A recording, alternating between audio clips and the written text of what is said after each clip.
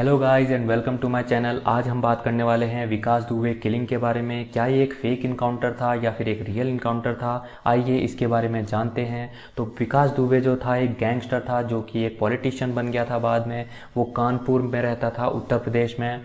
1990s में उसमें पहला केस चला था और उसके बाद 2020 तक उसके बाद 60 क्रिमिनल केसेस चढ़ चुके थे 2020 तक।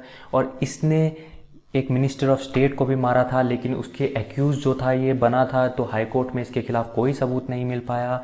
इसके ऊपर यूपी पुलिस ने 5 लाख रुपए का इनाम रखा था, जो कि 9 जुलाई को महाकालेश्वर ज्योतिर्लिंग टेम्पल उज्जैन में पकड़ा गया और 10 जुलाई को इसका इनकाउंटर किया गया।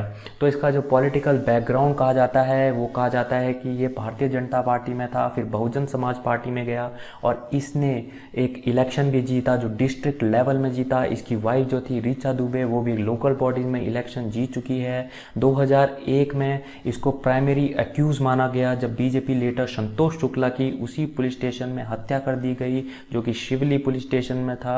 मिनिस्ट्री ऑफ स्टेट को मारने के बावजूद हाई कोर्ट के पास इसके खिलाफ कोई सबूत नहीं मिला। इसको अर्जुन पंडित की तरह ही विकास पंडित भी कहा जाता था, जो कि फिल्म से लिया गया था। और 2020 में इसका इनकाउंटर इस करने के लिए, जब इसको पकड़ने के लिए पुलिसमैन गए थे, जो कि 30 टोटल नंबर ऑफ पुलिस थे, तो 8 पुलिस वालों को इसने घेर के मारा, जिसमें डिप्टी सुपरिटेंडेंट ऑफ पुलिस भी थे और साथ में बहुत लोग इंजर भी हुए थे। ऑटोप्सी रिपोर्ट जब मिली तो पता चला कि डीएसपी को बहुत ही बुरी तरह शहीद किया गया था और साथ में और पुलिस वालों को भी बहुत सारी गोलियां मारी गई थी। इससे AK-47 इंसास राइफल जैसे बहुत खतरनाक हथियार प्राप्त हुए थे। 60 लोगों ने एम्बुश किया था जिसमें इन्होंने घेर कर उनको शहीद किया था। इसकी कॉल रिकॉर्ड से पता चलता है कि पुलिस वाले जो थे वो इसके साथ मिले हुए थे। पुलिस की टोटल 25 टीम बनाई गई, छापेमारी की गई, लेकिन इसका कोई पता नहीं चला। इसके साथियों को ढूंढ के उनका इनकाउंटर किया गया और जब पता चला तो इसका अरेस्ट और डेथ। तो Dubey was arrested in 2007. The government of Uttar Pradesh had booked him under the Gangster Act and Anti-Social Activities Prevention Act and charge-sheeted him in 2009. तो इसके ऊपर बहुत सारे चार्जशीट लगाए गए, लेकिन जब इसने चैलेंज किया हाई कोर्ट में तो इसके खिलाफ कोई भी सबूत नहीं मिला। दुबे को 9 जुलाई को महाकालेश्वर टेम्पल जो उज्जैन में है उसमें पकड़ा गया। इसमें यह अपना नाम लेते हुए सुनाई दिया गया, लेकिन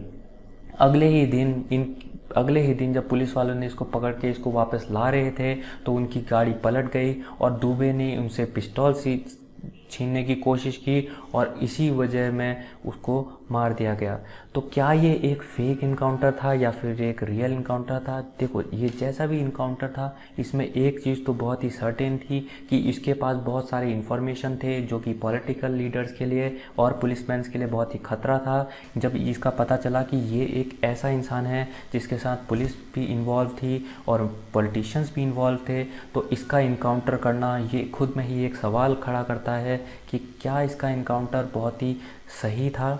और दूसरी बात जो हमें समझनी चाहिए वो ये समझनी चाहिए कि जब इसने 30 पुलिस वालों के सामने एक पुलिस स्टेशन में किलिंग कर दी थी एक बीजेपी नेता की, और साथ में जब इसने 8 पुलिस वालों को शहीद किया था, तो क्या इसकी सिक्योरिटी और में इसको लाने के लिए क्या इसके और ज़्यादा बंदोबस्त नहीं करना चाहिए था, ताकि इससे हम इंफॉर्मेशन प्राप्त कर सकते हैं कि कौन कौन लोग और कौन कौन इसके पीछे हैं कि इसने इतने बड़े बड़े किलिंग्स किए हैं। तो गाइस, अब आपको ही समझना है कि क्या ये जो किलिंग थी ये फेक थी या फिर ये एक रियल किलिंग थी। मैं बस इतना बोलना चाहता हूँ कि विकास दुबे ये या फिर आज या फिर ये कल इसको मरना ही था, क्योंकि इसने बहुत ही नृशंस हत्या की थी और मैं इसके साथ हूँ कि इसको मरना चाहिए था। लेकिन क्या इसका मरना अभी ज़रूरी था या फिर बाद में, ये फैसला होना था। तो guys, thank you so much, God bless you all.